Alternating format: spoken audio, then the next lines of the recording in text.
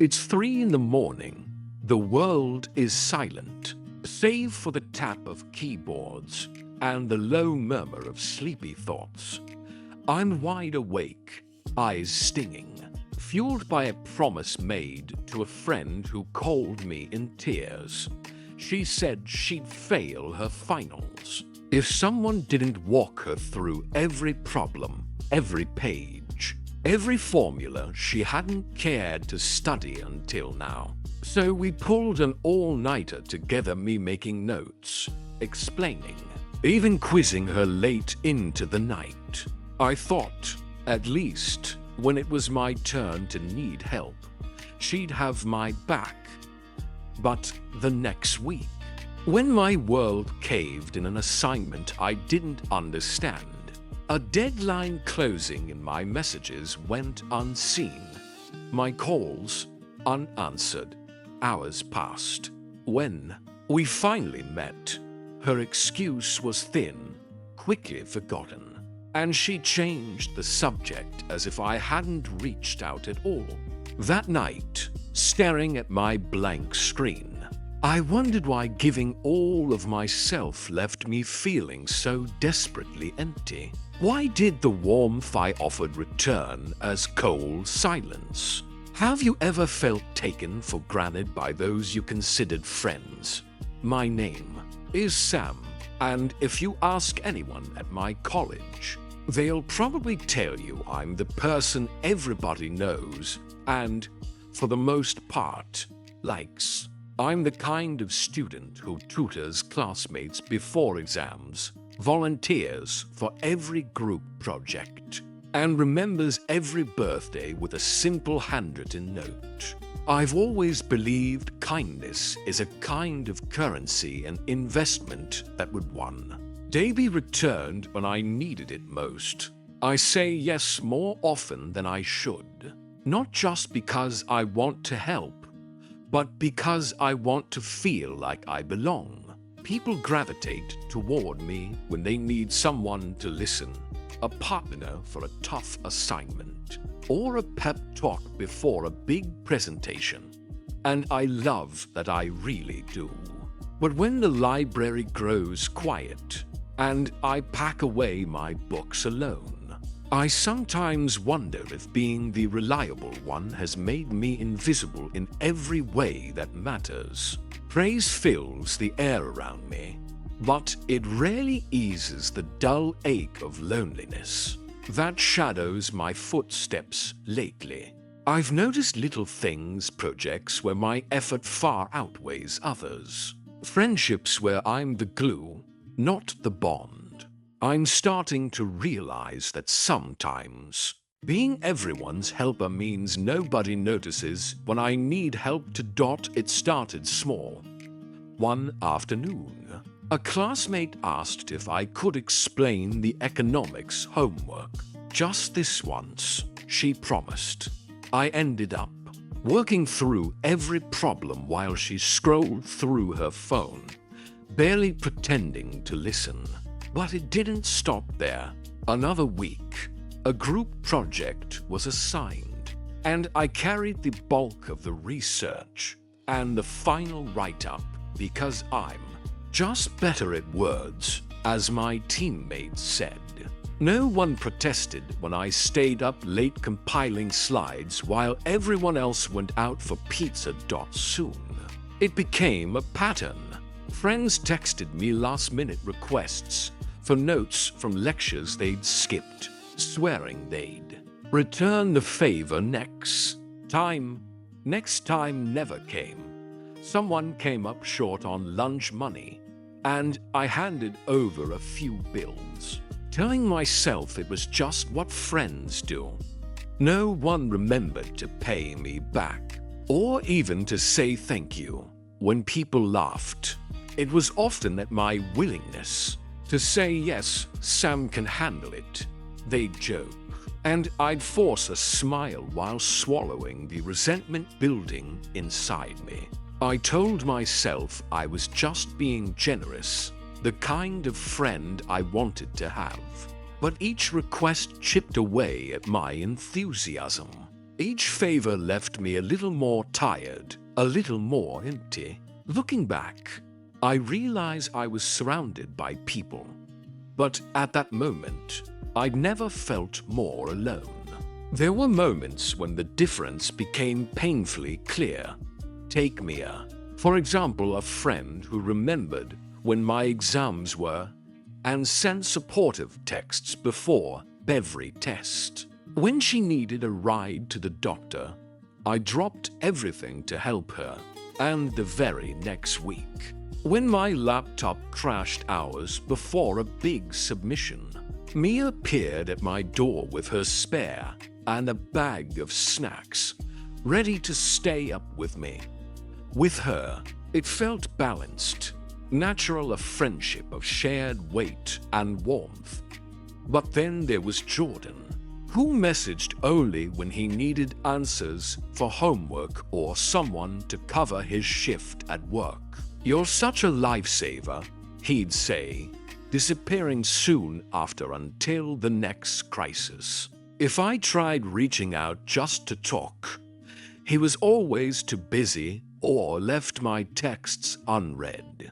It became obvious which category people fell into: the ones who cared and the ones who were there for what they could get. Looking at my relationships side by side, the contrast grew sharper. Joy with Mia, gentle give and take. Laughter, attention, support. Emptiness with Jordan, a one-way street where my efforts disappeared without gratitude or reciprocity. I started to ask myself questions I'd never dared to consider. Was it possible to be too kind? Had I made it too easy for the wrong people to treat my kindness like a free service?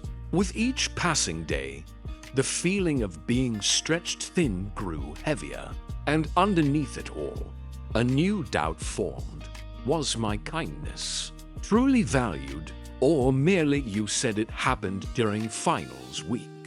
A time when stress electrified the air and every minute counted. Our study group had been meeting for weeks at my insistence, in my apartment, with snacks I bought and notes I wrote. I believed if everyone pooled their knowledge, we'd all succeed. I was wrong. The night before our toughest exam, one of my classmates, Eric, suggested we compile all our study guides into a master document. I agreed and spent hours stitching everyone's work together, polishing sections, checking facts. When I sent it out, long past midnight, I included a message: if there's anything missing, let me know. We're in this together. The next morning, walking into the lecture hall, I overheard whispers and laughter from the group. My heart caught on their words. Thank God Sam did all the work. I barely had to lift a finger. Someone else added, joking, "Yeah, hope Sam never wises up. Makes our lives so easy." I stood frozen, invisible despite everything I'd given. The people I thought of as friends barely met my eyes when I joined them. It stung deeper than any grade ever could. After the test, I checked my phone, no thank use, just a single message from Eric. "Can you send me your notes for next semester to that night?" Alone in my room, I replayed every moment in my mind. I felt anger at being used, sadness at feeling so replaceable, and humiliation so sharp it ached in my chest. I wondered if something inside me was broken, if kindness was supposed to hurt like this. I sat quiet, letting the weight of it all sink in, knowing deep down something had to change. For days after, sleep was elusive and thoughts relentless. Each time the memories surfaced, those careless words, the easy mockery, I found myself spiraling deeper into self-blame. Maybe I wasn't enough. Maybe I was too desperate, too eager to please, too afraid of being alone. Tears came easy, and so did the questions. Why do I care so much about people who care so little in return? Had I mistaken being needed for being valued? I replayed every interaction through a new lens, one sharpened by disappointment. Slowly, something inside me shifted. It wasn't just about them and their neglect, it was about how I'd allowed kindness to become a currency I spent recklessly, emptying myself in the hope someone else would fill me back up. The pain wasn't just about betrayal. It was about my own boundaries, or rather, my lack of them. Then, a spark. Kindness, I realized, should not demand the abandonment of self-respect. It shouldn't leave me depleted or invisible. That clarity felt both like a loss and a liberation for truth. I wish I'd known before I got burned.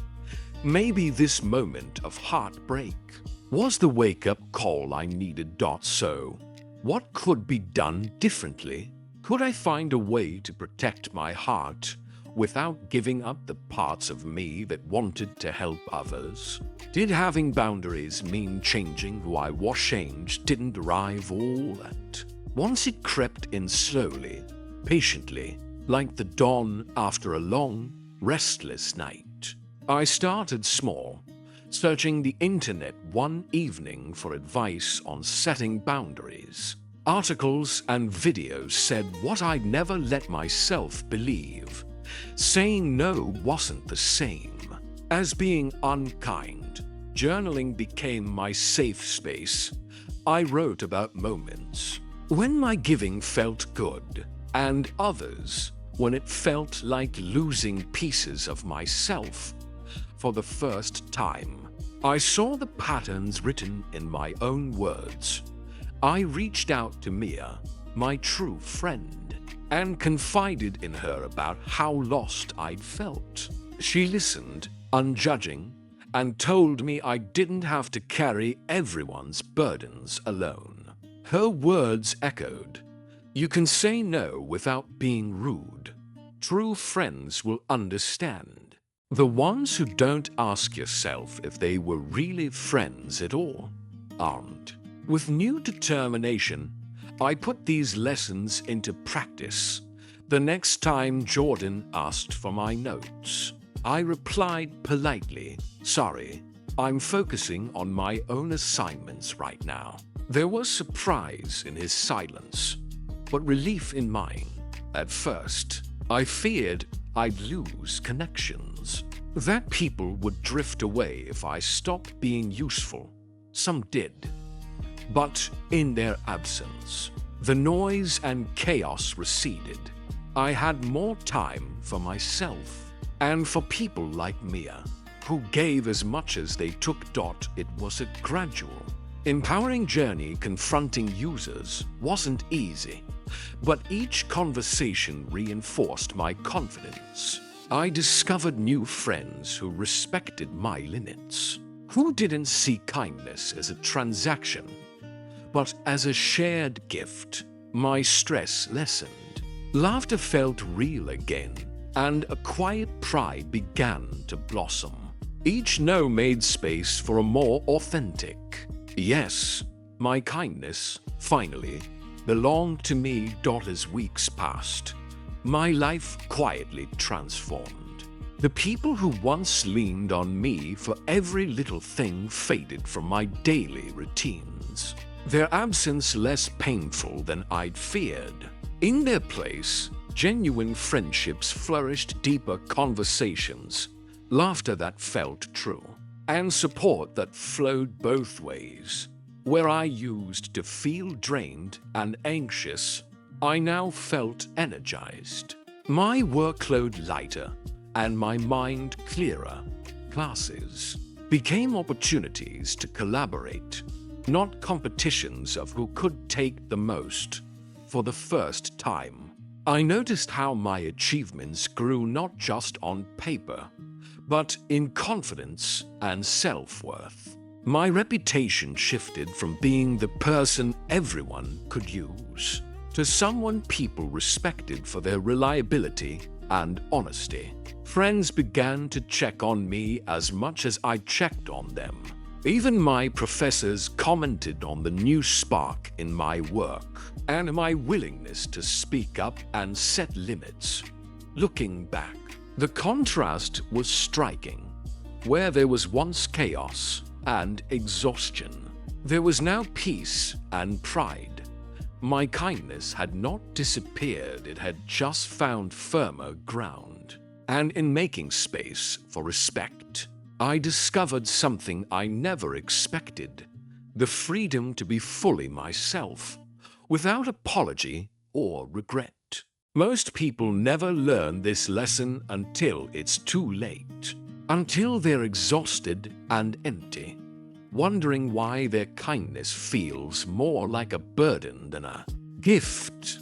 But you have the chance to change everything right here, right now. Don't let the fear of being disliked or left out keep you from drawing the lines that protect your heart. Remember, real friends will respect your boundaries. Users will reveal themselves and drift away. If you've ever found yourself giving too much, losing yourself for the sake of others, or questioning your worth when kindness goes unnoticed, know that you're not alone. Share your stories in the comments. What was your breaking point? And how did you rebuild? What have you learned about kindness, strength, and self-respect? Your words might help someone else see their own value. Today, make a promise to yourself. Your kindness is a strength, not a weakness. Protect it, honor it, and give it where it's truly valued. You deserve friendships and connections that nourish you. Own your kindness, protect your heart, and watch as your life transforms in ways you never imagined.